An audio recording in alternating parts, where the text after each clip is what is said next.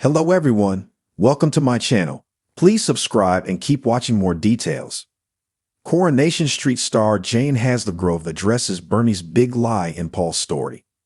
Coronation Street star Jane Hazlegrove has spoken about her character Bernie Winter's big decision in Paul Foreman's death episode.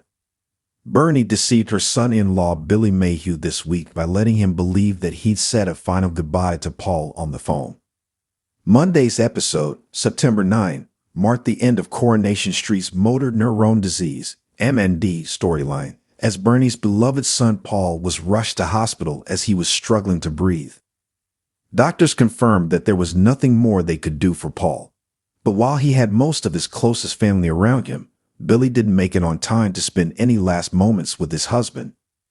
Wanting Billy to have closure, Bernie let him believe that Paul was still alive as he shared some final words on the phone instead. Speaking about the storyline twist for the first time, Jane explained, "Bernie did do it for the right reasons. When I read it, I was a bit like, what's that about? I was a bit concerned that we were going to go back to everyone saying, what the hell is she playing at? But I think it was completely in the moment and it was about protecting Billy and Paul.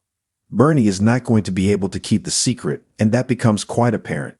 It's that whole thing about grief. You just don't know what's going to happen. She confides in Todd about it. She doesn't really want to do that, but it just slips out. I think she probably would have taken that to the grave if she could have done. But the grief gets too much, and she gets a bit spiteful, actually." Upcoming episodes will see Bernie and Billy clash when they realize that they have very different ideas of what Paul's funeral should be like. Billy starts to plan a traditional send-off, while Bernie wants something that better reflects her son's personality. Jane continued, "As we all know, Billy is a man of God.